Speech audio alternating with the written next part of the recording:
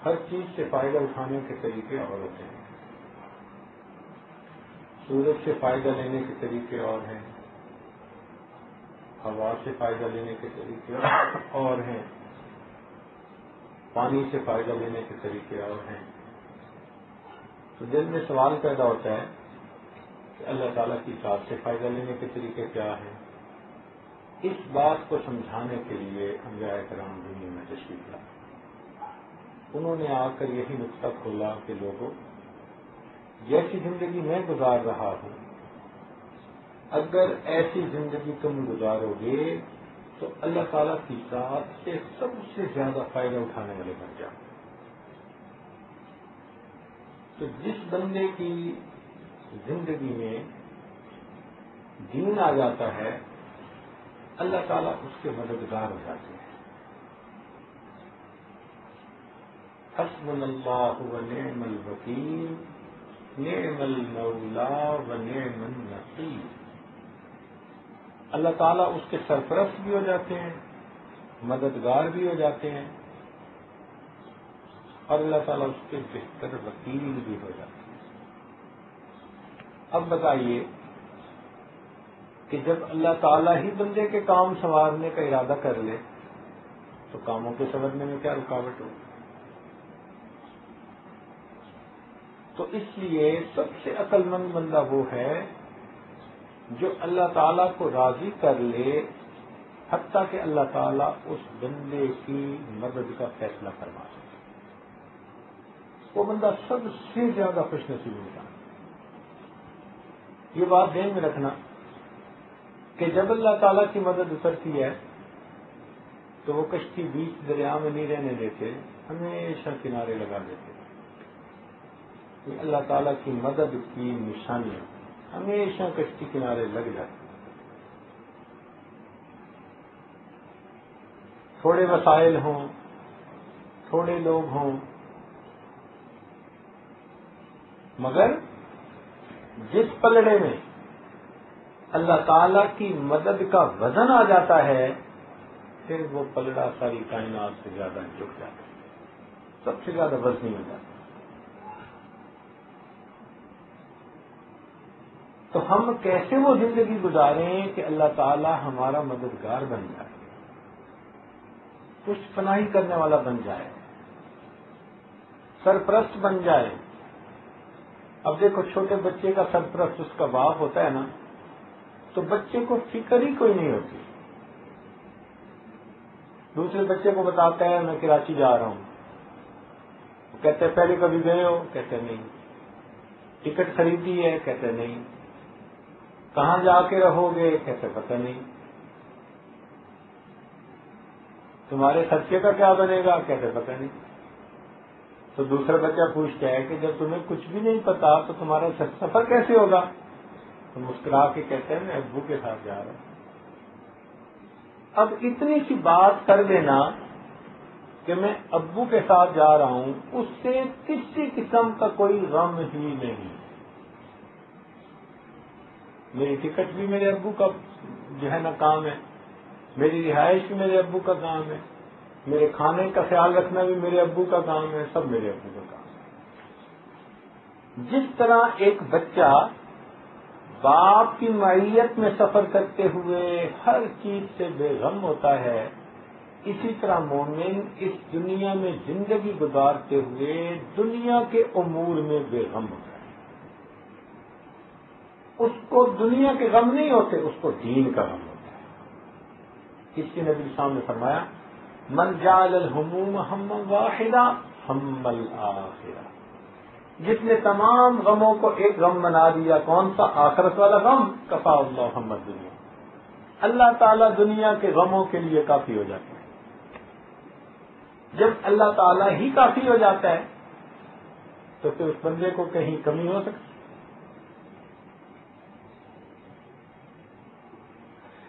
اللہ رب العزت اس بندے کے کاموں کو سنوارتے ہیں، اس کی ترتیب کو جوڑتے چلے جاتے ہیں.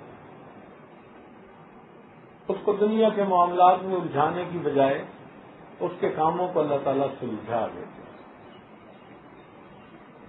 نتیجہ کیا ہوتا ہے کہ اس کے لیے اعمال کی نئی نئی راہیں کھلتی چلی جاتی ہیں، دنیا کے جھمیلوں سے اس کو نکالتے ہیں اور نئے نئے اعمال کی توفیقیں اس کو عطا کر دیتے ہیں۔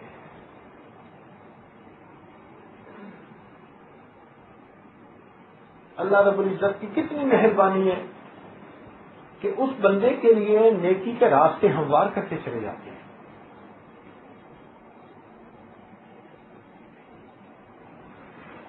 اس کو ذریعہ بنا دیتے ہیں خیر کے پھیلنے کا۔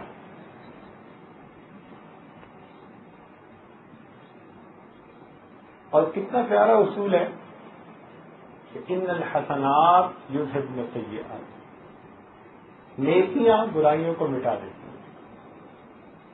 لیکن اللہ تعالیٰ اپنے بندوں پر کتنے مہربان ہیں، لہذا اگر کوئی بندہ ایسی زندگی گزارے جو رسم و رواج کی تھی، خلاف شرع تھی، سچی توبہ کر لے، اب اس کے لیے میدان کھلا۔ اب وہ نیکیاں جو کرے گا تو وہ اس کی پچھلی برائیوں کو ختم کرتی چلی جائیں گی۔ چنانچہ حدیث پاک میں آتا ہے کہ بندہ گناہ کرتا ہے تو گناہ لکھنے والا فرشتہ پوچھتا ہے دوسرے سے کہ میں لکھ لوں، وہ کہتا ہے سب رک جاؤ، صبر کرو۔ پھر وہ دوسرا گناہ کرتا ہے، پھر وہ تیسرا گناہ کرتا ہے، پھر وہ چوتھا گناہ کرتا ہے، پھر وہ 5واں گناہ کرتا ہے۔ 5 گناہ کرتا ہے، اس وقت تک بھی گناہ لکھنے والا فرشتہ نہیں لکھتا۔ ان 5 گناہوں کے بعد وہ بندہ ایک نیکی کر لیتا ہے تو وہ فرشتہ اس کو کہتا ہے نیکی والا کہ دیکھو قرآن میں اللہ نے یہ فرما دیا من جاء بالحسنۃ فلہ عشر امثالھا، جو ایک نیکی لایا اس کو 10 کا اجر ملے گا۔ تو ایک نیکی اس نے کر لی تو 10 کا اجر ملا، تو 5 نیکیاں 5 برائیوں کے بدلے گئیں، تو 5 نیکیاں بقایا اس کے نام اعمال میں لکھ رہا ہوں۔ حدیث میں آتا ہے کہ جب شیطان یہ سنتا ہے وہ سر میں مٹی ڈالتا ہے، کہتے ہیں کہ بنی آدم کے مقابلے میں کبھی بھی کامیاب نہیں ہوں۔ کتنا اللہ تعالیٰ کی مہربانی ہے کہ ایک نیکی 10 کے برابر بنا دی، گناہ ایک کا ایک ہی رکھا، اور ساتھ یہ بھی کہا کہ نیکیاں برائیوں کو مٹا دیتی ہیں۔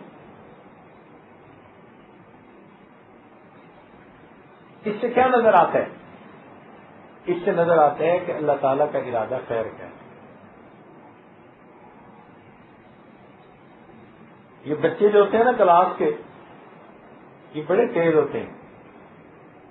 کئی دفعہ ماسٹر صاحب کے موڈ کو دیکھتے ہیں نا تو آپس میں بیٹھ کے مذاق کرتے ہیں، کہتے ہیں موسم کیسا ہے،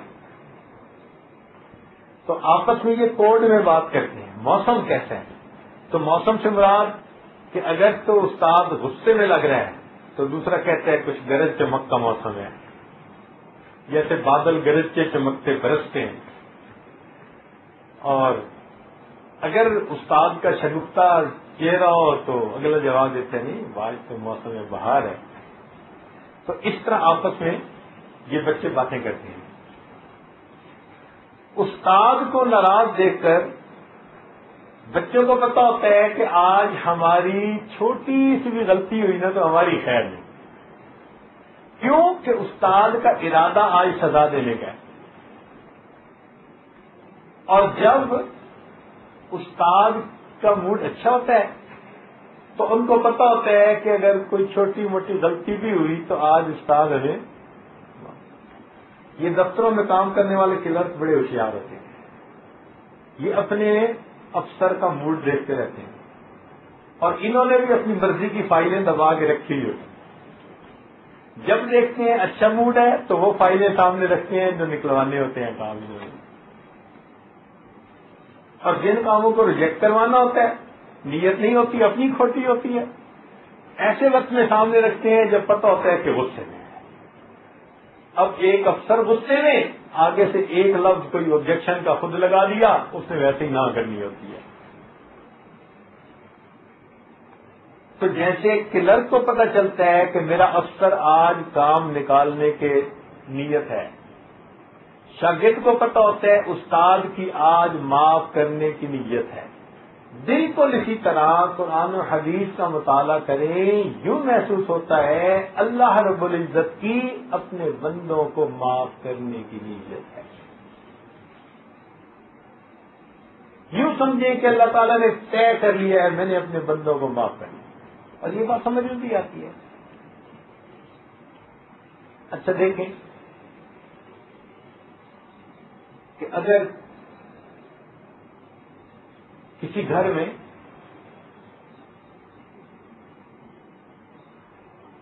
بچے ہوں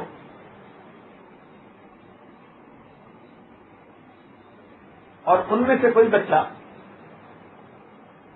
رات کو ذرا صحن میں کونے میں چلا جائے اور کسی سائے سے کسی چیز سے ڈر کے بھاگے،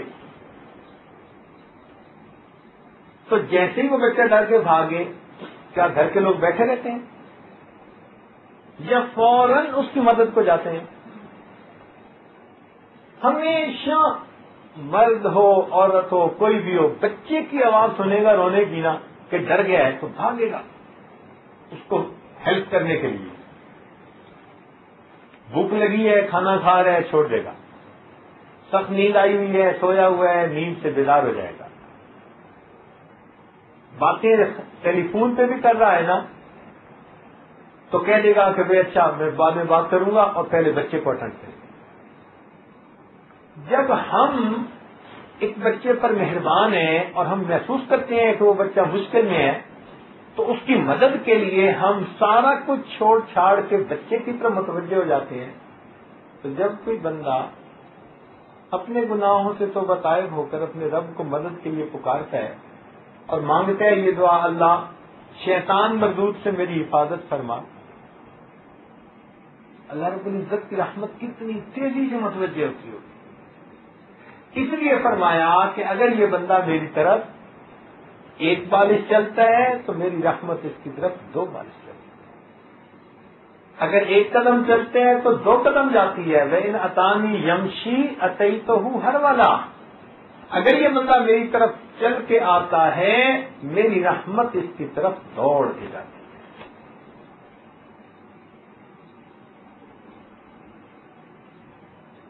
اور ایک عجیب قانون اللہ تعالیٰ کے ہاں ہے بھائی کہ گناہگار کو شرمسار نہیں کرتے۔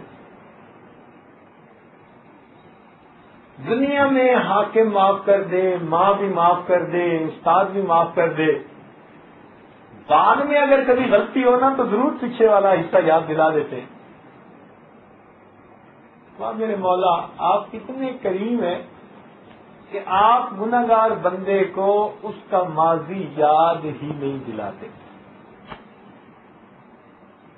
چنانچہ ایک بوڑھا 100 سال اس کی عمر، بیوی بھی فوت ہو گئی، بچے بھی فوت ہو گئے، اپنا قریبی کوئی نہیں رہا، اکیلا ہے، لوگوں کے رحم و کرم پہ ہے۔ اب کسی نے ناراض ہو کے اس کو گھر سے نکال دیا، بوڑھے تو کھانستا رہتا ہے تو ہر وقت کیا یہ بلغم ہے چل یہاں سے۔ اب اس کو کوئی جگہ اپنی نظر نہیں آتی، بڑا اس کا دل ٹوٹا۔ ایسے وقت میں اس کو خیال آتا ہے کہ میرے 100 سال عمر گزر گئی، میں اگر اللہ سے دل لگاتا تو اللہ تعالیٰ تو مجھے اس طرح نہ دھتکارتے۔ بندوں کا تو یہ حال ہے کہ یہ بندے کام ہے وہ گھاسی نہیں ڈالتے، منہ ہی نہیں لگاتے۔ اب اس کا دل ٹوٹا تو اس نے سوچا چلو میں اپنے رب کو مناتا ہوں۔ لاٹھی ہاتھ میں ہے، اب لرزتا ہوا، کانپتا ہوا، ہانپتا ہوا اللہ تعالیٰ کے گھر کی طرف چل رہا ہے، کمر جھکی ہوئی ہے، دل میں لڑ بھی رہا ہے کہ میں نے تو 100 سال گناہوں میں گزار دیے، اب جا رہا ہوں اللہ کے گھر کی طرف۔ اگر یہ 100 سال کا بوڑھا جس نے پلکوں کے بال بھی سفید کر لیے اس حالت میں بھی اللہ تعالیٰ کے گھر آتا ہے، اللہ تعالیٰ اس سے یہ بھی نہیں پوچھتے تو نے جوانی کہاں گزاری، تجھے میں نے حسن و جمال دیا تھا وہ کدھر ضائع کیا، مال دیا تھا کدھر لٹایا، جب تو کسی کام کا تھا اس وقت تجھے کیوں نہ یاد آیا۔ اللہ تعالیٰ اس کو پیچھے کا کوئی ایک معاملہ بھی یاد نہیں دلاتے. وہ بندہ اگر فقط آ کر توبہ کر لیتا ہے اس بوڑھے کی توبہ کو بھی اللہ قبول فرما دے.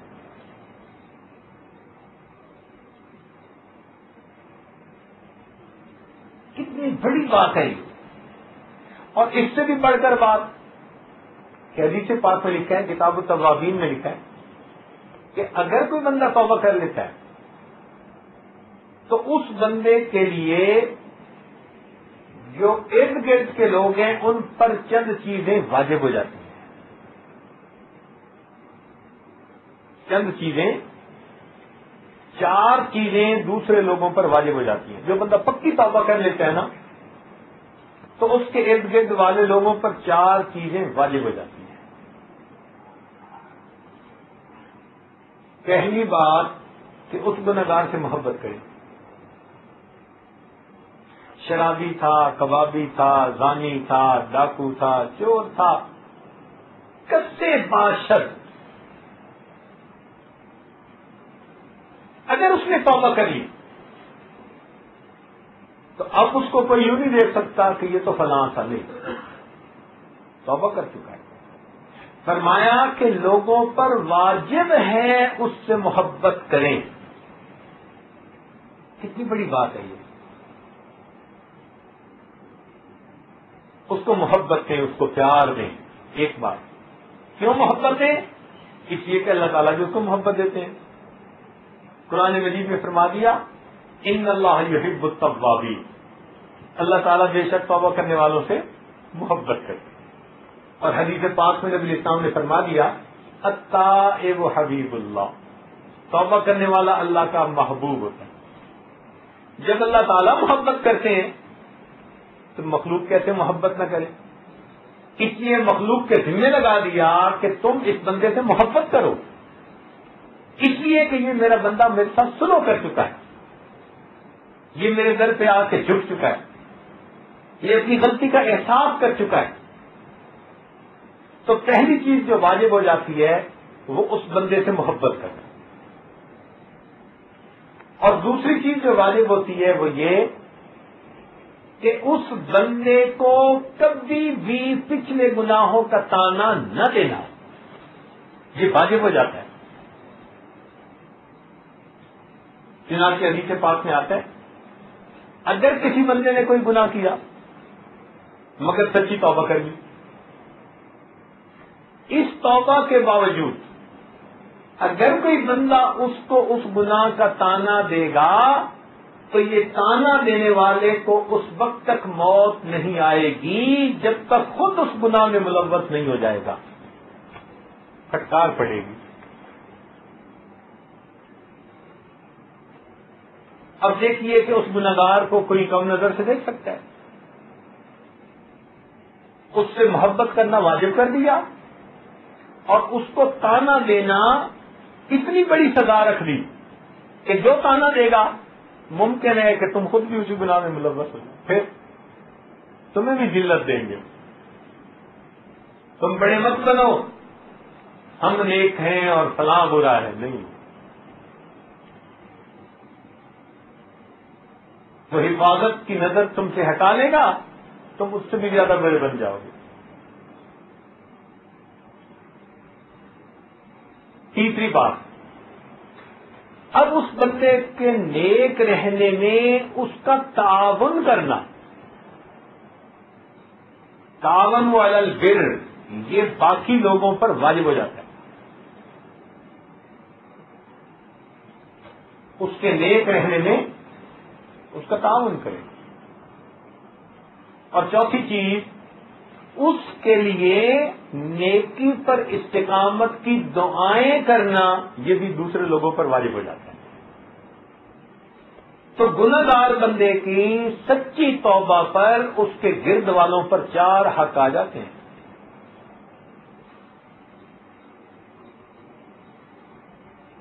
اس سے کیا محسوس ہوتا ہے کہ جب اللہ تعالیٰ کسی بندے کو معاف فرماتے ہیں تو پھر چاہتے یہ ہیں کہ بندے اس کے نیک کام میں اس کے معاون بن جائیں اور اس سے دل کی نفرت کو ختم کر دیں. اللہ تعالیٰ کے یہاں اسے عزت کا مقام ملا تو بندوں کے یہاں بھی اسے مل جائے.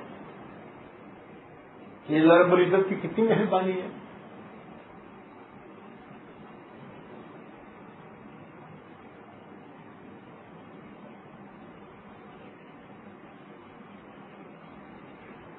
اسی لیے پروردگار عالم نے توبہ کا دروازہ ہر وقت کھلا رکھا ہے.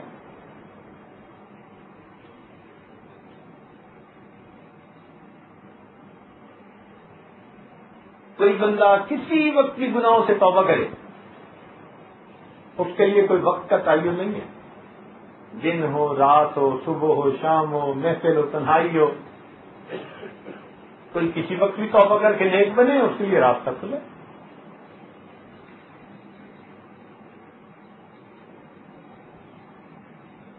تو اگر وہ پہلی زندگی میں گناہ کر چکا ہے اس کو چاہیے کہ اب توبہ کی تو اب نیکیاں زیادہ کرے تاکہ اس کے پچھلے گناہ سارے مٹا دیے جائیں.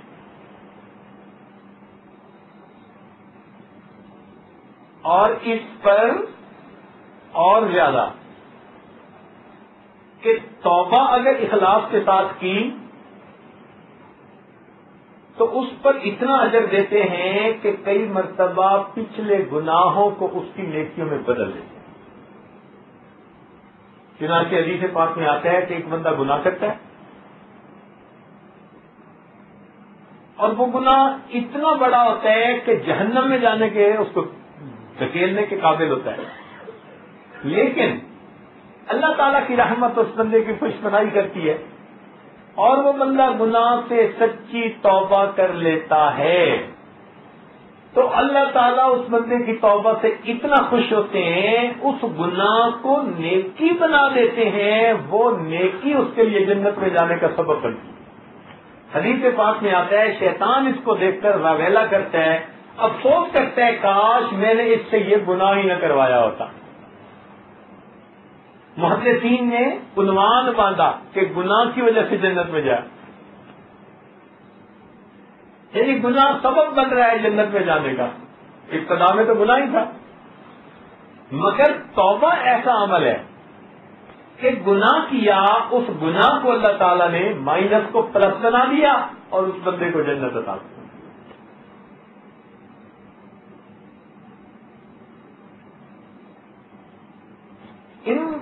ان تمام مسائل سے یہ بات سامنے آتی ہے کہ اللہ رب العزت کا ارادہ اپنے بندوں کے بارے میں خیر ہے.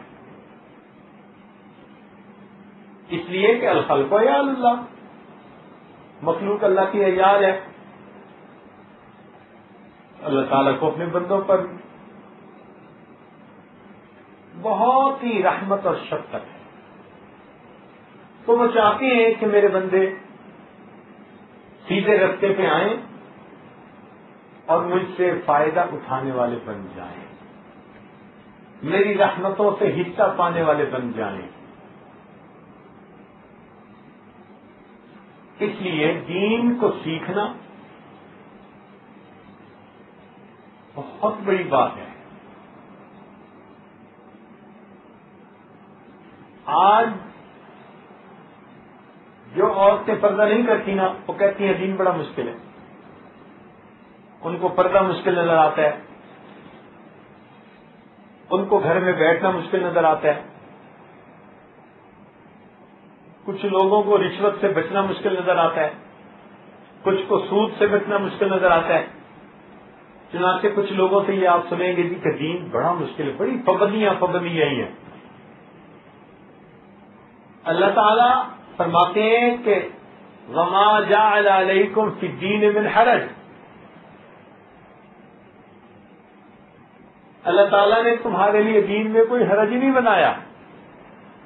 فرماتے ہیں یرید اللہ بکم اليسر ولا یرید بکم العسر، اللہ تعالیٰ تمہارے ساتھ آسانی کا ارادہ کرتا ہے، تنگی کا ارادہ ہی نہیں کرتا. تو اللہ تعالیٰ تو یہ فرماتے ہیں، اب بندہ کہتا ہے کہ یہ تنگیاں ہی تنگیاں. وجہ کیا ہے بھائی؟ اس کی وجہ یہ ہے کہ جس بندے نے گاڑی کی ڈرائیونگ سیکھی ہوئی ہو نا وہ ڈرائیونگ کو انجوائے کرتا ہے. اگر فرض کرو لاہور سے گزرنے والا جانے تو اس کی کوشش ہوگی میں ڈرائیو کروں. بھئی آپ کیوں کرتے ہیں؟ کہتے جی بس مجھے ڈرائیونگ کا مزہ آتا ہے. تو ایک وہ بھی بندہ ہے جس کو ڈرائیونگ کا مزہ آتا ہے، اور جس بندے نے ڈرائیونگ نہیں سیکھی اس کو گاڑی کی سیٹ پہ بٹھا دو ڈرائیور کی اور کو گاڑی چلا، تو خوف سے ہی اس کا جو ہے وہ رنگ پیلا ہو جائے گا، پسینے آ جائیں گے، مصیبت میں پڑ جائے گا، منت کرے جائے کہ مجھے خدا کے لیے اس سے نکالو بھائی. کہیں نہیں مت نکلو، کہے گا نہیں جی میرے لیے تو مصیبت ہے. تو ایک بندے کے لیے اس سیٹ پہ بیٹھنا راحت ہے، دوسرے بندے کے لیے اس سیٹ پہ بیٹھنا مصیبت ہے. فرق کیا ہے؟ جس نے سیکھا اس کے لیے راحت ہے، جس نے نہیں سیکھا اس کے لیے مصیبت ہے. دین کا بھی یہی گا، جس نے علم پڑھا دین سیکھا اس کے لیے دین پہ چلنا راحت ہے، اور جس نے دین کو سیکھا ہی نہیں اس کے لیے دین پہ چلنا مصیبت. وہ بھی ٹھیک کہتے ہیں، وہ بھی ٹھیک کہتے ہیں. یہ جو مدارس ہیں ان میں نبی علیہ الصلوۃ والسلام کی احادیث پڑھائی جاتی ہیں، قرآن پڑھایا جاتا ہے، قال اللہ اور قال الرسول پڑھایا جاتا ہے، یا دوسرے لفظوں میں یوں کہہ سکتے ہیں کہ ان جگہوں پر دین سکھایا جاتا ہے.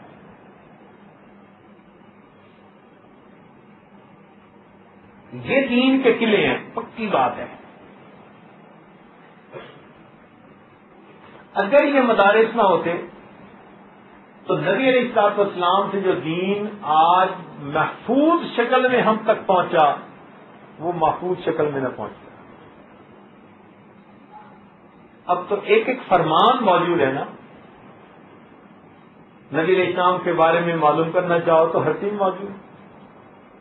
شمائل موجود ہے، سیرت کی کتابیں موجود ہیں، آپ کے اقوال، آپ کے سنن، تمام آپ کی باتیں محفوظ ہیں. تو جو دین سیکھنا چاہے وہ سیکھ سکتا ہے. یہ بڑا عظیم کام کیا ہمارے بڑوں نے کہ اس دین کو انہوں نے مدون کر کے احادیث کی کتاب کو بھی مرتب کر دیا، جو اس سے مسائل کے جواب نکلتے تھے، فقہ کی کتابوں کو بھی ترتیب دے دیا. ہمارے لیے دین کی اس عمارت کو اچھی طرح مکمل بنا دیا. کھیر پکا دی، اچھا بھائی اس کو اب تم کھانا تمہارے کام.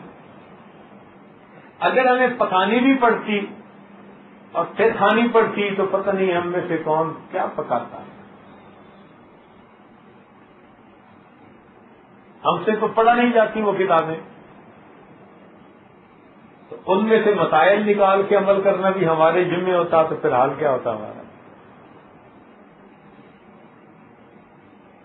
اس لیے دین ہمارے پاس محفوظ ہے. اس میں جو سب سے بڑا کام ہے نا، عظیم کام ہوا ہے، وہ یہ کہ ہمارے بڑوں نے دین کی حفاظت ایسے کی کہ غیر کی تہذیب کو اس میں داخل نہیں ہونے دیا. یہ بڑا لینڈ مارک کام کیا. مثلا فرنگی نے کوشش کی کہ میں نے ان پر 200 سال حکومت کی ہے، اب میں ان کے طرز زندگی کو اپنے طرز زندگی پر لے آؤں. اس میں کون رکاوٹ بنے؟ دفتر کے لوگ، تجارت کرنے والے لوگ، فیکٹریوں والے لوگ.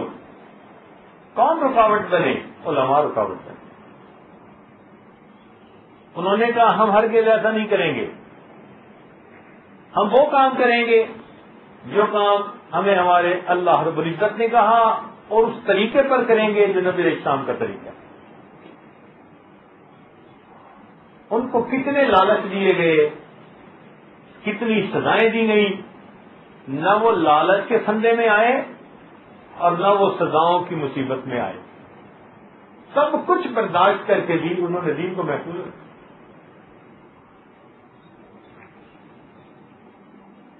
بھائی 14,000 بڑے بڑے علماء تھے جن کو قتل کیا گیا تھا. 14,000. اور اگر ٹوٹل مجموعہ لیں دہلی سے لے کر پشاور تک تو 32,000 علماء بنتے ہیں جن کو شہید کیا گیا.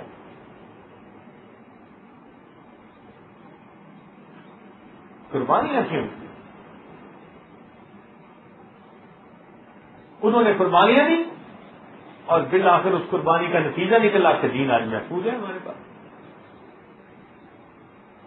پوری دنیا میں آپ گھوم کے دیکھ لیں، جتنا دین کا ادب اور دین کی محبت آپ کو اس ملک میں ملے گی اتنی اور کہیں نہیں ملے. یہ ایشیا میں، یہ پاک و ہند میں جہاں ہمارے اکابرین رہے، یہاں کے لوگوں میں دین کی محبت دوسروں کی نسبت انوکھی ہے. آپ کو دنیا میں ایسی بھی مسجدیں ملیں گی کہ جہاں نماز کے انتظار میں بیٹھے ہوئے لوگ سگریٹ پی رہے ہیں. ہمارے یہاں کوئی مسجد میں تصور کر سکتا ہے؟ یہ کس کا کارنامہ ہے؟ ہمارا کارنامہ ہے؟ علماء کا کارنامہ ہے. مسجد کا ایسا تقدس اب تک قائم رکھا ہوا ہے. ممبر کے اوپر 3 پیس سوٹ میں آ کے بیٹھ جاتے ہیں، نہ داڑھی ہوتی ہے نہ سر پہ کچھ ہوتا ہے، پینٹ کوٹ ٹائی پہن کے خود جمعے کا خطبہ دیتے ہیں. ہماری مساجد میں کوئی ایسا بندہ آ کے بیٹھ سکتا ہے؟ اور تو اور میں نے ایک ملک میں ایک بندے کو نکر پہنے ہوئے نماز کی امامت کرواتے ہوئے دیکھا. بنیان اور نکر پہنے ہوئے نماز کی امامت کروا رہا. ہمارے یہاں اس کا تصور ہو سکتا ہے؟ یہ کس کا کمال ہے؟ یہ بزنس مینوں کا کمال ہے، یہ وکیلوں کا کمال ہے، یہ صنعت کاروں کا کمال ہے؟ نہیں، یہ علماء کا کمال ہے. یہ چھوٹی بات نہیں ہے، یہ بہت بڑی بات ہے. ہم اس کو اگر سوچیں نا اور ریئلائز کریں تو اس دین کو محفوظ پہنچایا اپنی امت تک علماء نے.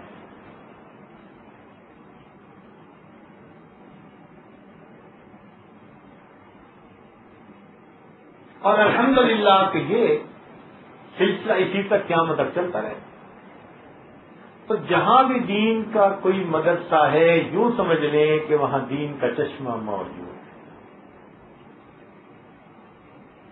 تو نبی علیہ الصلوۃ والسلام کو کتنی خوشی ہوتی ہوگی، آپ کی روح مبارک کو کتنی خوشی ہوتی ہوگی.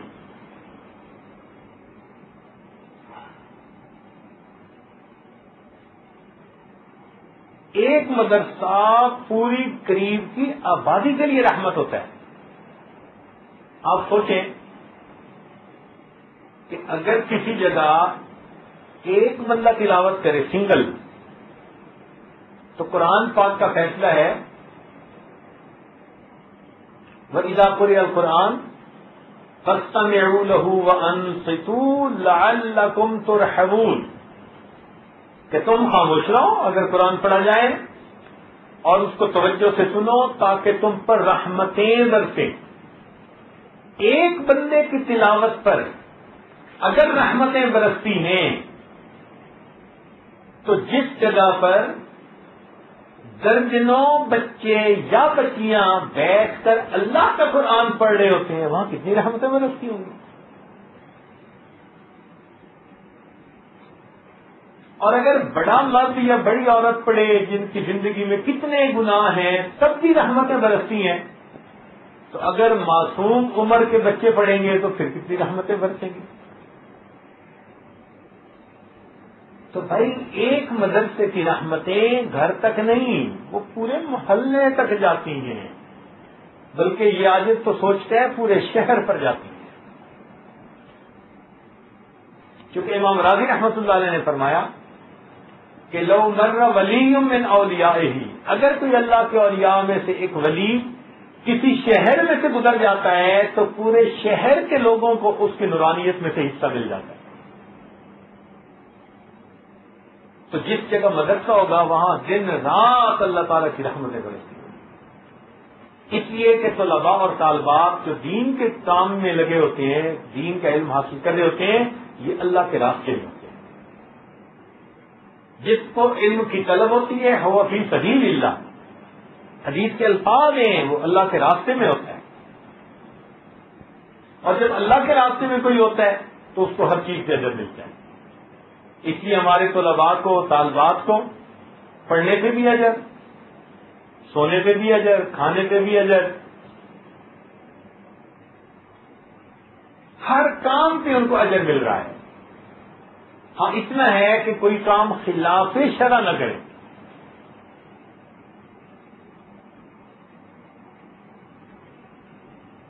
اب جب ان کو ہر وقت اجر مل رہا ہے تو اس اجر کی وجہ سے ان کے گناہ بھی تو دھل رہے ہیں۔ بھائی یہ تو اگر دھونے ہمارے ذمے ہوتے تو ہمارا تو دل بالکل نہ کرتا دھونے کو، مگر یہ تو معاملہ اللہ کا ہے، اور اس نے قانون بنا دیا ان الحسنات یذھبن السیئات۔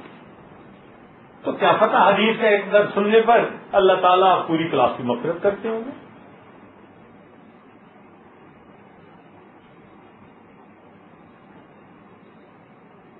اخلاص کے ساتھ اگر طلباء وقت گزاریں، تقوی پرہیزگاری کے ساتھ وقت گزاریں تو سمجھ لیں کہ ان سے افضل کوئی نہیں ہوتا۔ سفیان ثوری رحمۃ اللہ علیہ نے فرمایا اگر نیک نیت ہو تو طالب علم سے افضل کوئی نہیں ہوتا۔ عبداللہ بن مبارک رحمۃ اللہ سے پوچھا گیا کہ حضرت اگر آپ کو زندگی کے آخری لمحے میں کہا جائے کہ اب آخری لمحہ ہے کچھ کر لیں تو کیا کریں گے؟ فرمایا میں علم کو حاصل کروں گا۔ آخری عمل جو زندگی کا ہے کون سا کریں گے؟ کہنے لگے میں علم حاصل کروں گا۔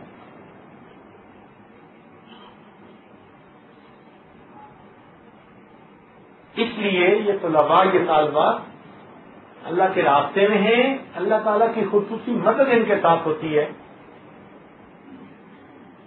ان کو چاہیے کہ یہ ایسے وقت گزاریں جیسے اعتکاف میں بیٹھنے والا گزارتا ہے۔ دیکھیے جو اعتکاف میں بیٹھنے والا ہوتا ہے نا، وہ نیت کرنے تک تو اختیار رکھتا ہے، جب نیت کر لیتے ہیں نا پھر اس کا اختیار ختم، اب اس کے اوپر اعتکاف کی پابندیاں آ جاتی ہیں، اجر بھی بڑا ملتا ہے، پابندیاں بھی بڑی آتی ہیں۔ یہی حال طالب علم کا ہے۔ علم طلب کرنے کی نیت کرنے سے پہلے تو اس کا اور حساب تھا، عام بندہ تھا۔ جب علم طلب کرنے کی نیت کر لی تو اب اس کی حالت ایسے ہو گئی جیسے اللہ کے راستے میں کوئی مجاہد ہوتا ہے، لہذا اس کو اس پر اجر ملے گا، سونے پہ اجر، کھانے پہ اجر، پینے پہ اجر۔ تو جب اتنے اجر ملیں گے تو اب اس کے اوپر پابندیاں بھی آئیں گی، کیا کہ جس طرح معتکف اپنا وقت گناہوں سے بچ کر گزارتا ہے، طالب علم کو بھی اپنا وقت گناہوں سے بچ کے گزارنا ہے۔ ہاں یہ بات ہے کہ طالب علم میں جب لوگ لگتے ہیں تو پھر ان کے شیطان بھی ان کے پیچھے زیادہ محنت کرتے ہیں۔ اس لیے کہتے ہیں نا کہ عام آدمی کے پیچھے ایک شیطان ہوتا ہے تو طالب علم کے پیچھے درجنوں ہوتے ہیں، مگر اللہ تعالیٰ کی حفاظت بھی ہوتی ہے۔ اگر شیطان اور نفس اس کو بہکاتے ہیں تو اللہ تعالیٰ کی حفاظت بھی اتنی زیادہ ہو جاتی ہے۔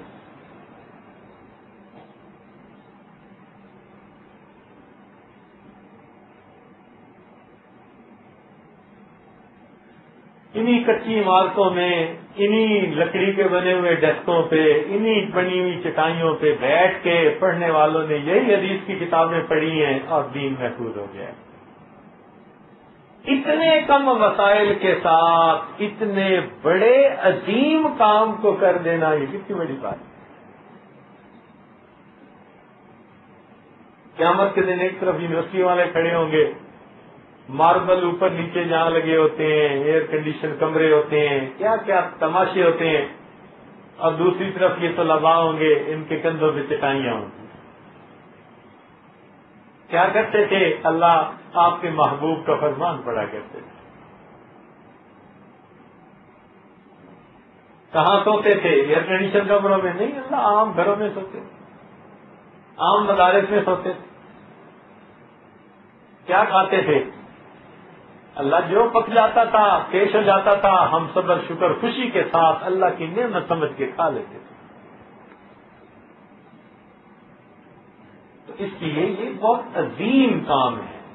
ہمارے حضرت رحمۃ اللہ علیہ، حضرت مرشد عالم رحمۃ اللہ علیہ اپنی زندگی کے آخری دنوں میں ہر بیان میں مسجد مدرسے کا تذکرہ ضرور کرتے تھے.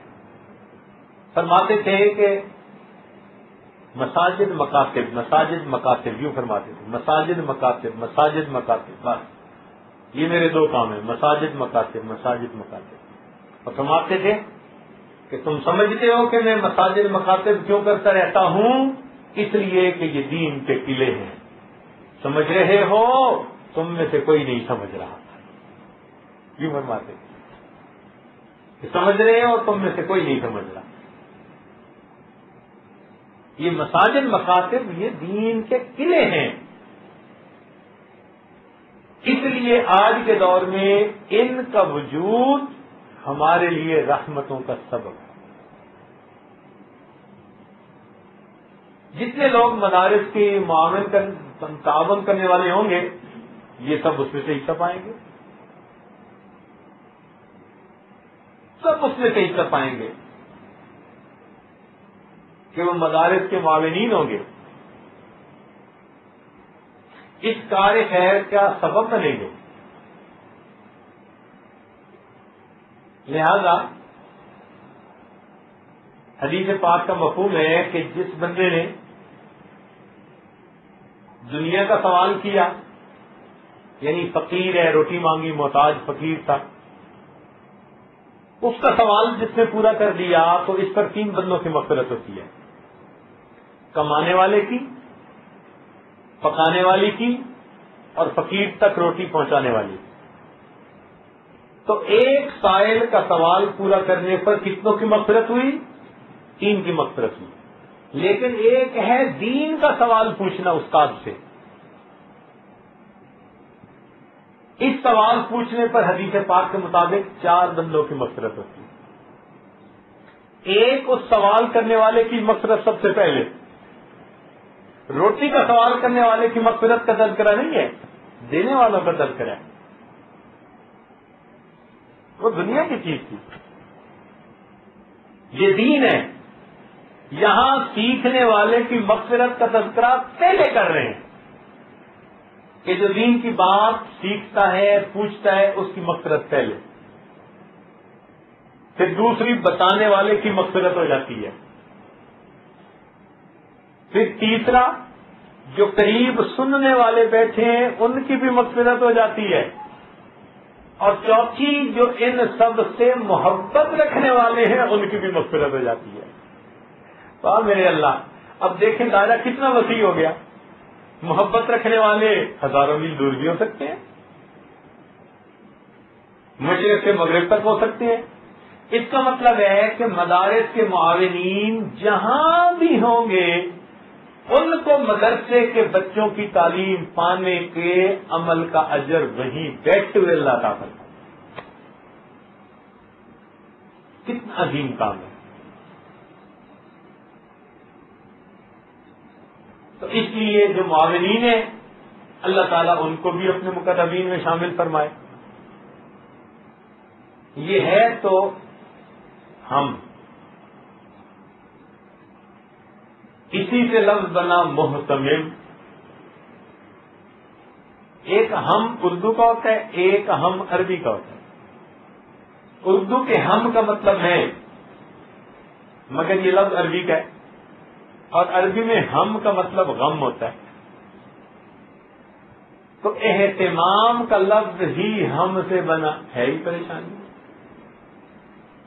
بھائی کوئی پریشان ہوگا تو اس کے بدلے میں کچھ لوگ ہوں گے جو پرسکون بیٹھ کر پڑھیں گے. کوئی راتوں کو جاگے گا، اس کے بدلے کچھ ہوں گے جو راتوں کو سکون کی نیند سوئیں گے.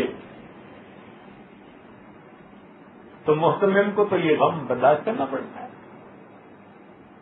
اسی کا نام مدرسہ ہے. اگر کوئی کو پوچھے کہ یہ محتمم کا کیا مطلب، تو بھائی پریشانیوں کی گٹھڑی سر پہ اٹھانے کا نام محتمم ہے.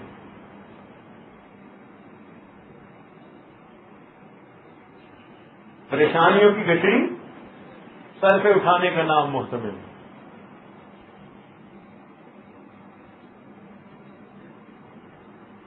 مگر جب پروردگار اس کام کی توفیق دیتا ہے وہ اس کی ہمت بھی دے دیتا ہے,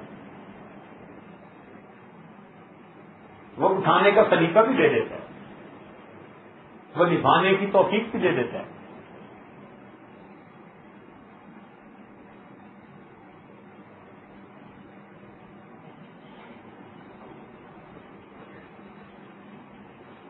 تو بات چلی تھی ان الحسنات یذہبن السیئات. تو طلباء طالبات اگر اپنا وقت تقوی و طہارت سے گزاریں, ایک دن میں یہ اتنے مدارج اللہ کے ہاں پا سکتے ہیں کہ مصلوں پہ بیٹھ کے عبادت کرنے والے سالوں میں وہ درجے نہیں پا سکتے. ایک دن میں. چنانچہ ہمارے اکابر نے لکھا ہے کہ جب ہم دارالحدیث میں داخل ہوتے تھے نا, دارالدیوبند میں جب مشائخ صاحب نسبت حضرات درس حدیث لیتے تھے, سننے والے بھی صاحب نسبت ہوتے تھے, سینے نسبت کے نور سے بھرے ہوتے تھے, تو فرماتے ہیں کہ جب ہم دارالحدیث میں حدیث پاک کا درس سن کر کمرے سے باہر نکلتے تھے تو حدیث پاک کے نور سے ہمارے چہرے ایسے منور ہوتے تھے جیسا کہ رمضان کے اعتکاف سے اٹھ کر آنے والوں کے چہروں پہ نور ہوتا تھا. ایسے منور چہرے ہوتے.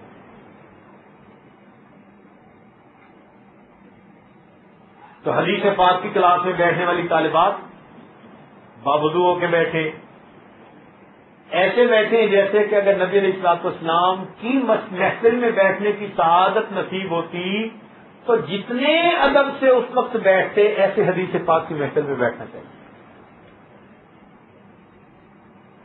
اتنی توجہ سے بات سننی چاہیے. ادب کریں اور پھر دیکھیں اس کا نتیجہ کیا نکلتا ہے, پھر دل کیسے موم ہوتے ہیں, گناہ پھر کیسے دھلتے ہیں. ان الحسنات یذہبن السیئات, یہ آیت تو طلباء کے لیے بہت ہی خوشی کی آیت ہے. تو نیکیاں کر کے اپنے گناہوں کو مٹا سکتے ہیں, بلکہ اپنے گناہوں کو نیکیوں میں تبدیل فرما سکتے ہیں. چنانچہ حدیث پاک میں آتا ہے ایک عورت تھی جس نے زنا کا ارتکاب کیا اور نبی علیہ السلام نے اس پر حد جاری فرمائی, اور حد جاری فرمانے کے بعد نبی علیہ السلام نے اس کی جنازے کی نماز بھی پڑھائی.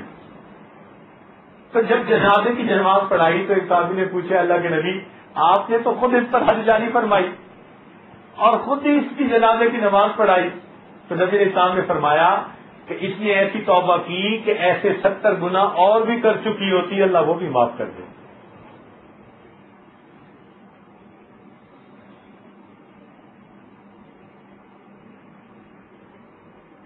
فقیہ ابو العلی سمرقندی رحمۃ اللہ علیہ نے ایک عجیب واقعہ لکھا ہے. ان کی کتاب ہے تنبیہ الغافلین, اس میں توبہ کے عنوان سے انہوں نے یہ واقعہ نقل کیا.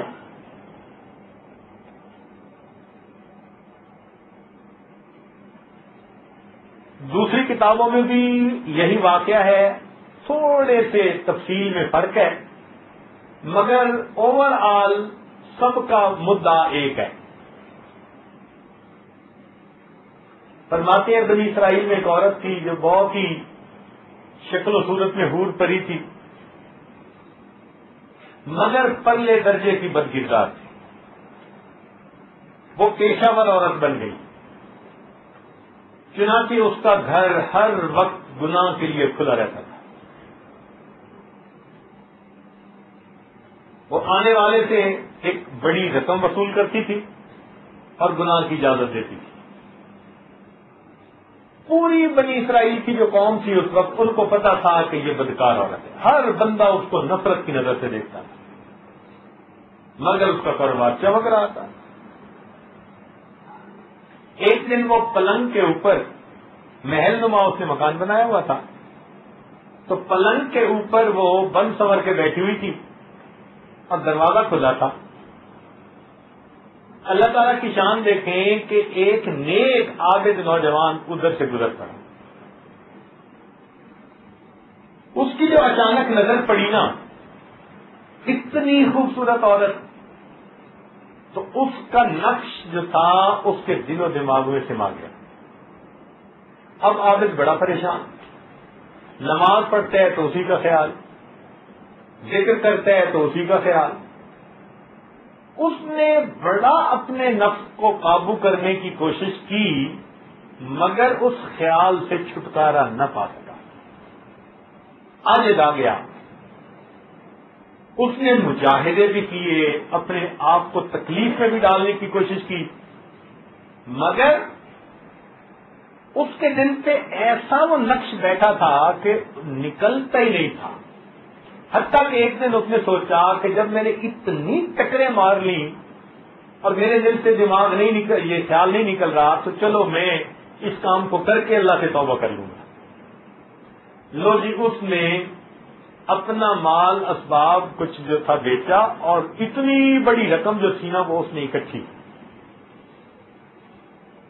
اتنی بڑی رقم اکٹھی کر کے وہ بالآخر اس گھر جا پہنچا۔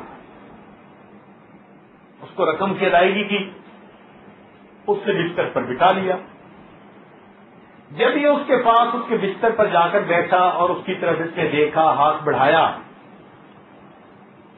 تو اس کی ہوئی نیکیاں جو تھی نا پیچھے، اس کی برکتیں ظاہر ہوئی کہ اس کے دل میں یہ خیال آ گیا کہ میں جو کچھ کر رہا ہوں یہ میرا پروردگار بھی تو دیکھ رہا ہوگا، میں جو کر رہا ہوں میرا پروردگار بھی تو مجھے اس حال میں دیکھ رہا ہوگا کہ مصلی پہ بیٹھنے والا اب کہاں آگے بیٹھا ہے۔ تو اس کے اوپر کب کبھی تالی ہو گئی۔ اب عورت توقع رکھتی تھی کہ یہ مرد ہے، مقصد لے کے آیا ہے تو یہ اپنے مقصد کو پورا کرے، اور وہ نوجوان ہے اور رنگ پھک ہو گیا ہے اور کب کبھی تاری ہے، تو عورت اس سے پوچھتی ہے کہ مجھے لگتا ہے کہ تو نے یہ عمل پہلے کبھی نہیں کیا۔ اس نے کہا ہاں صحیح کہہ رہی ہو، میں نے یہ کام پہلے کبھی نہیں کیا۔ وہ کہتی ہے کہ اس لیے تجھے گھبراہٹ ہو رہی ہے؟ اس نے کہا نہیں، میری زندگی نیکی میں گزری، تیری شکل دیکھی تھی میرے دل و دماغ پہ اتر گئی، اور میں مجبور ہو کے نفس کے ہاتھوں یہاں آ بیٹھا۔ اب مجھے یہ خیال آ رہا ہے کہ میرا مالک مجھے دیکھ رہا ہے تو میرے بارے میں میرا مالک کیا سوچے۔ اس پر اس نے کہا کہ جو پیسے میں نے دیے بھائی وہ بھی تجھے حلال ہیں اور مجھے یہاں سے جانے دے۔ اب جب بغیر اس کام کے کیے یہ نوجوان اٹھنے لگا نا، تو اس عورت کے لیے یہ انوکھی سی بات تھی۔ تو وہ پوچھتی ہے تو کون ہے؟ اس نے بتایا میں فلاں نام ہے، فلاں بستی سے ہوں، اور وہاں سے اٹھ کے چلا گیا۔ اللہ تعالیٰ کی شان دیکھیں کہ نوجوان تو چلا گیا، مگر جو چند لمحے اس بدکار عورت کے پاس بیٹھا اس کی بھی برکت ظاہر ہو گئی۔ اس بدکار عورت کے دل میں خیال آیا یہ نوجوان پہلی مرتبہ گناہ کرنے کے لیے آ بیٹھا میرے پاس، اور اس پر اللہ تعالیٰ کا اتنا خوف طاری ہوا، میں سالوں سے گناہ کر رہی ہوں اور میں اللہ سے نہیں ڈرتی۔ اب اس کے دل میں بھی نا یہ احساس پیدا ہونا شروع ہو گیا، حتیٰ کہ ایک دو دنوں میں یہ خوف اتنا غالب آیا کہ اس نے دل میں پکی نیت کر لی کہ میں اب اس کام کو چھوڑ دوں۔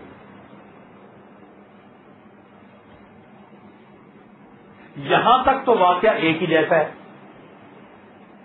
تھوڑی سی تفصیل کا فرق ہے۔ دوسری کتاب میں لکھا ہوا ہے کہ اس نے سوچا کہ میں نے توبہ کرنی ہے تو میں چلو حضرت موسیٰ علیہ السلام کے پاس جاتی ہوں. تو یہ اپنے گھر سے نکلی اور حضرت موسیٰ علیہ السلام کے پاس گئی. اللہ تعالیٰ کی شان کہ حضرت موسیٰ علیہ السلام اس وقت مردوں میں بیٹھے ہوئے کوئی نصیحت کی بات کر رہے تھے، وعظ کر رہے تھے. یہ کچھ دیر تو انتظار کرتی رہی اور کچھ دیر کے بعد یہ حضرت موسیٰ علیہ السلام کے قریب جانے لگی کہ میں حضرت سے پوچھتی ہوں کہ مجھے توبہ کا طریقہ بتائیں. اب اس کو تو قوم کا ہر بندہ جانتا تھا. جب حضرت موسیٰ علیہ السلام نے دیکھا نا کہ فلاں عورت مجمع میں میری طرف آ رہی ہے تو ان کے چہرے پہ بھی ذرا ناگواری کے آثار ظاہر ہوئے. بے موقع سا مسئلہ تھا نا، تو مردوں کے محفل میں مجمع میں اس طرح تو حضرت موسیٰ علیہ السلام کے پاس آ کے نہیں پوچھنا چاہیے تھا. جب اس عورت نے دیکھا نا کہ حضرت موسیٰ علیہ السلام کے چہرے پہ جلال کی کیفیت ظاہر ہوئی تو یہ گھبرا کے وہاں سے واپس آئی. اب جب گھبرا کے آئی تو اپنے گھر میں آ کے اس نے دروازے کو کنڈی لگا دی، مصلہ بچھا لیا، اور اس کو اور تو سمجھ تھی نہیں دین کی، اتنا پتا تھا کہ سجدے میں اللہ خوش ہوتے ہیں. بس اس علم کے اوپر یہ سیدھا سجدے میں چلی گئی اور اپنے رب سے اس نے معافیاں مانگنی شروع کی. اپنے رب کو منا رہی ہے کہ میرے مالک تیرے وہ بھی بندے ہیں کہ جنہوں نے زندگی میں کبھی گناہ نہیں کیا، اگر گناہ کرنے کے ارادے سے بیٹھے تو جسم سے ان کے کب کبھی تاری ہو گئی، اور اے اللہ میں بھی تیری گناہگار بندی ہوں کہ برسوں گزر گئے گناہ کرتے اور میں تو اس سے نہ ڈری، میرے بھی گناہ کو تو معاف کر. اب یہ اللہ تعالیٰ سے مانگ بھی رہی ہے، رو بھی رہی ہے، اور ساتھ اس کے دل میں یہ بھی احساس ہے کہ میں نے حضرت موسیٰ علیہ السلام سے مسئلہ پوچھنا تھا مگر میں بے موقع وہاں جا پہنچی تو ان کے چہرے پہ بھی غصے کے آثار گئے ہوئے، تو اللہ میں نے تو آپ کے نبی علیہ السلام کو بھی ناراض کر دیا، تو میری معافی کی کیا صورت ہے؟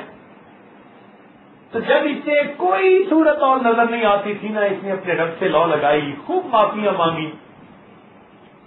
یوں سمجھے کہ اپنے دل میں وہ یہی کہہ رہی تھی کہ میں تیرے سامنے جھک رہی ہوں خدا، میرا کوئی نہیں اللہ تیرے سوا.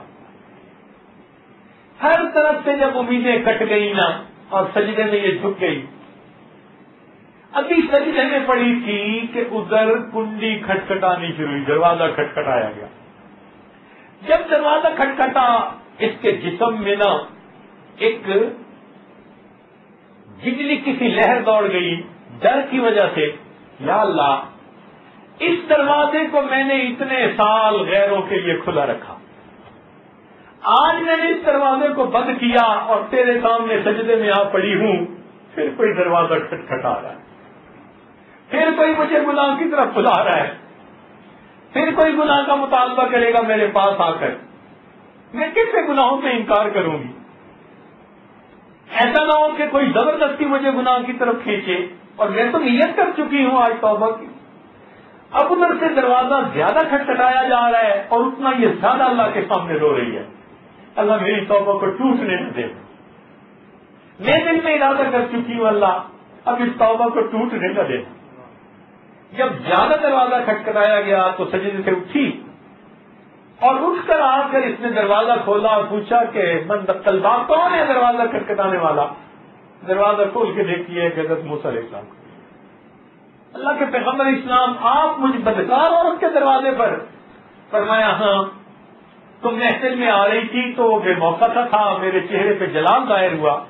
جب میں نے نصیحت ختم کی اللہ تعالیٰ کی طرف سے یہ وحی نازل ہوئی کہ میرے پیارے پیغمبر اسلام، میری ایک عورت، میری ایک بندی جو مجھ سے جو ہے دور تھی، غافل تھی، مجھ سے سلو کرنے کے لیے آج تیرے پاس سیکھنے آئی تھی، مگر موقع نہ تھا تو آپ نے ناگواری کا اظہار کیا، وہ واپس چلی گئی. میری اس بندی کو آپ بتا دیجئے کہ میں اس بندی سے خوش ہوں اور میں نے اس کی توبہ کو قبول کر لیا. حضرت موسیٰ علیہ السلام نے اس کو جا کر خوشخبری دی. وہ عورت پھر سجدے میں جا گری، اے مولا ساری زندگی جس دروازے پر غیر آتے رہے آج میں نے اس کو بند کیا غیروں سے، تو تو نے اس دروازے پہ وقت کے نبی کو آ کر کھڑا کر. کتنا قدردان ہے, اللہ تو کتنا مہربان ہے. چنانچہ اس عورت نے سچی توبہ کر لی, نیکی پر زندگی گزارنے لگی. اب عورت ذات تھی, اس کو ہر طرف سے لوگ جو تھے وہ پھر برائی پر اکساتے. اس نے دل میں فیصلہ کیا کہ میں اس آبادی کو ہی چھوڑ دیتی ہوں تاکہ مجھے پہچاننے والا بھی کوئی نہ ہو. چنانچہ اس نے چادر اپنے اوپر لی اور چادر لے کے اور ایک خادمہ تھی ساتھ, اس کو لے کے وہ اس آبادی سے نکل کے چلی گئی. اس کے دل میں خیال آیا کہ ایک نوجوان میرے پاس آیا تھا جو مجھے چاہتا بھی تھا, میں کیوں نہ اسی کی بستی میں چلی جاؤں, ہو سکتے ہیں کہ وہ میرے ساتھ نکاح کرنے پہ آمادہ ہو جائے تو میری زندگی نیکی میں گزر جائے گی. چنانچہ یہ پوچھتی پچھاتی اس کی بستی میں جا پہنچی. جب اس کی بستی میں گئی تو انہوں نے بتایا کہ اس نوجوان کا تو فلاں جگہ گھر ہے. یہ اس نوجوان کے گھر گئی. جب وہ نوجوان سامنے آیا تو فقیر رحمت اللہ علیہ لکھتے ہیں کہ اس عورت نے اس نوجوان کو دیکھ کر چہرے سے نقاب ہٹا دیا. جیسے ہی اس نے چہرے سے نقاب ہٹایا اور اس آدھے نوجوان نے اس کا چہرہ دیکھا تو اس کے دل و دماغ میں وہی منظر گھوم گیا. وہ جو گناہ کی نیت سے اس عورت کے پاس آ کر بیٹھا تھا, بس وہ نقشہ ذہن میں آتے ہی اس پر اللہ تعالیٰ کا ایسا پھر خوف طاری ہوا, اس نے اسی وقت کلمہ پڑھا اور نوجوان کی روح نکل گئی. نوجوان کی وفات ہو گئی. اس عورت کو بڑا صدمہ ہوا, اس کا بڑا صدمہ ہوا. خیر جب اس کی تجویز و تقسیم سے فارغ ہوئے, 3 دن گزر گئے, تو اس عورت نے اس کے گھر والوں سے مشورہ کیا اور ان کو بتا دیا کہ میں اس نیت سے آئی تھی اس نوجوان سے نکاح کرنے کے لیے. تو گھر والوں نے کہا کہ ہاں بھائی تو فوت ہو گیا, ہاں اس کا ایک بھائی ہے. اس کے بھائی سے پوچھا گیا تو اس نے کہا ہاں میں اس سے نکاح کر لیتا ہوں. چنانچہ اس عورت نے اس کے بھائی سے نکاح کیا, اللہ نے اس کو صاحب اولاد بنایا. فقیر ابو علی سمرقندی رحمت اللہ لکھتے ہیں کہ اس عورت کی توبہ ایسی قبول ہوئی, اللہ نے اس کی نسل سے بنی اسرائیل کے 7 پیغمبروں کو پیدا فرمایا.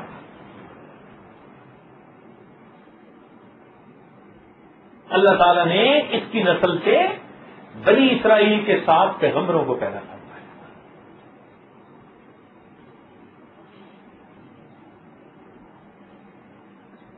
تو جو پروردگار اتنا کریم ہو کہ سچی توبہ کرنے والوں کو اللہ رب العزت دیکھو کتنا اپنا قرب عطا فرماتے. اس لیے حدیث پاک میں آتا ہے کہ جب گنہگار بندے کو اللہ کے فرشتے غصے کی شکل غصے کی نظروں سے دیکھتے ہیں, اللہ تعالیٰ اپنے فرشتوں کو فرماتے ہیں کہ میرے گنہگار بندے کو تم غصے سے مت دیکھو, 2 میں سے ایک صورت ضرور ہوگی, یا تو یہ میرا بندہ خود توبہ کر لے گا, اس نے اگر توبہ نہ کی تو اس کی اولاد میں سے کوئی نہ کوئی نیک ضرور بنے گا جو اس کی مغفرت کی دعا کروں گا, میں اس کی دعا پر اس گنہگار بندے کی مغفرت کر دوں گا. تو میرے دوستو ہم مایوس ہو جاتے ہیں جلدی, اللہ تعالیٰ تو مایوس نہیں ہوتے, اس کا معاملہ اور ہے. اللہ رب العزت ہمیں اپنی رحمتوں سے حصے عطا فرمائے اور ہم گناہگاروں کے گناہوں کو معاف فرما کر ہمیں 100% شریعت و سنت کے مطابق زندگی گزارنے کی توفیق عطا فرمائے. وآخر دعوانا ان الحمد للہ رب العالمین. تھوڑی دیر کے لیے مراقبہ کر لیجیے, آنکھوں کو بند کر لیجیے, سر کو جھکا لیجیے. دنیا اور جو کچھ دنیا میں ہے اس سے ہٹ کٹ کے اللہ تعالیٰ کی یاد میں ڈوب جائیے. آنکھوں کو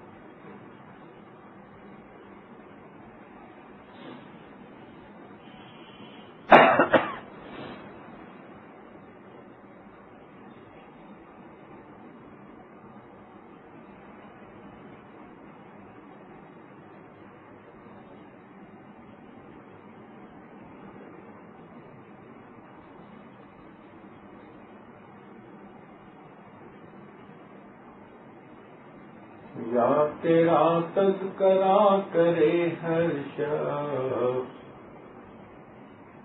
ورنہ پھر ہم سے گفتگو نہ کرے.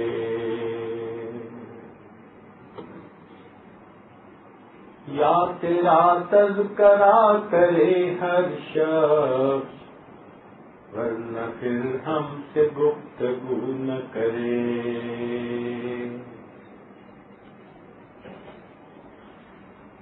یا تیرا تذکرہ کرے ہر شخص یا کوئی ہم سے گفتگو نہ کرے.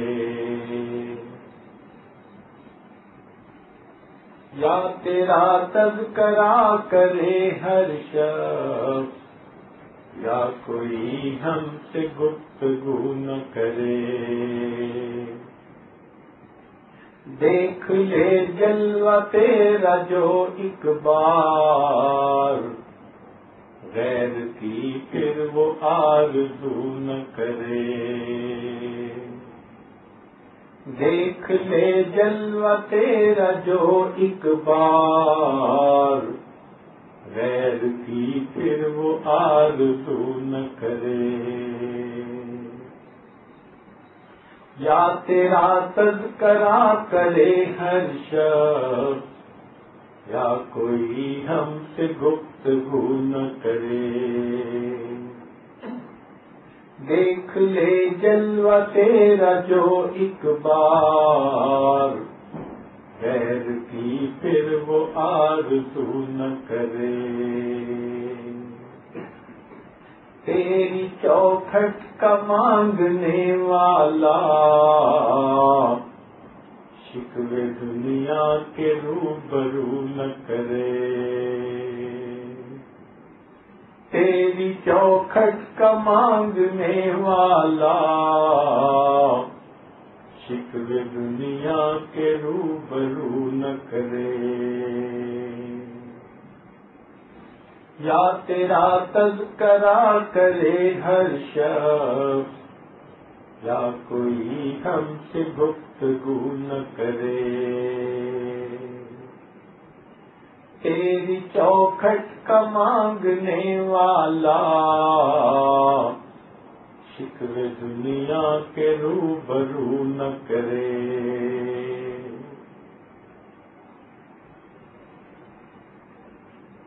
یا تیرا تذکرہ کرے ہر شخص یا کوئی ہم سے گفتگو نہ کرے.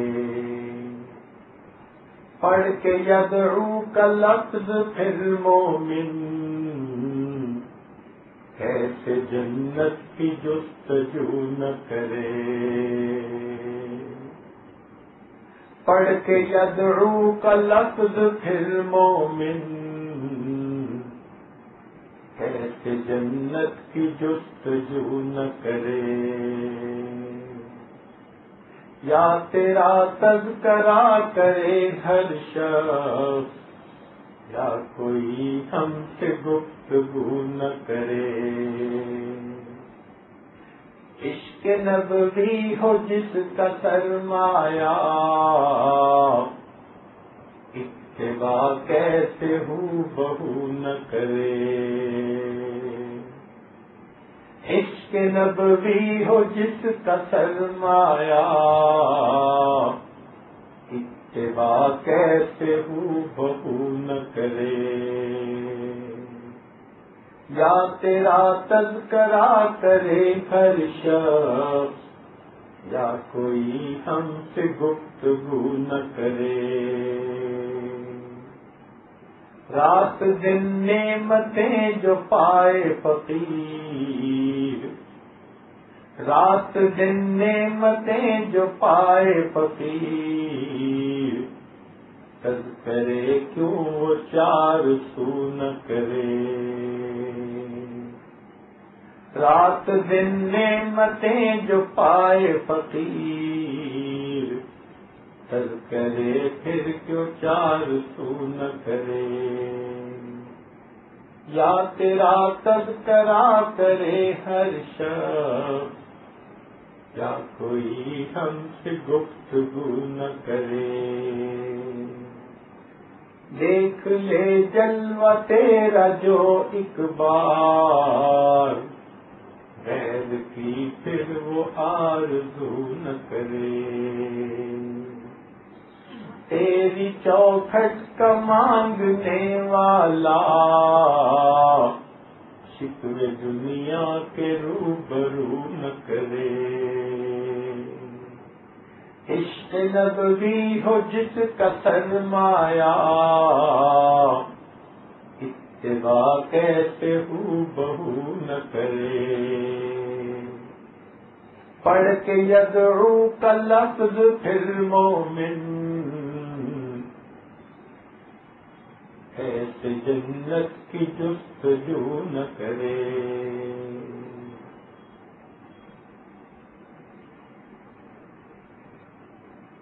لا الہ الا اللہ سبحان ربی العظیم۔ اللهم صل على سيدنا محمد وعلى آل سيدنا محمد وبارك وسلم۔ ربنا ظلمنا أنفسنا وإن لم تغفر لنا وترحمنا لنكونن من الخاسرين۔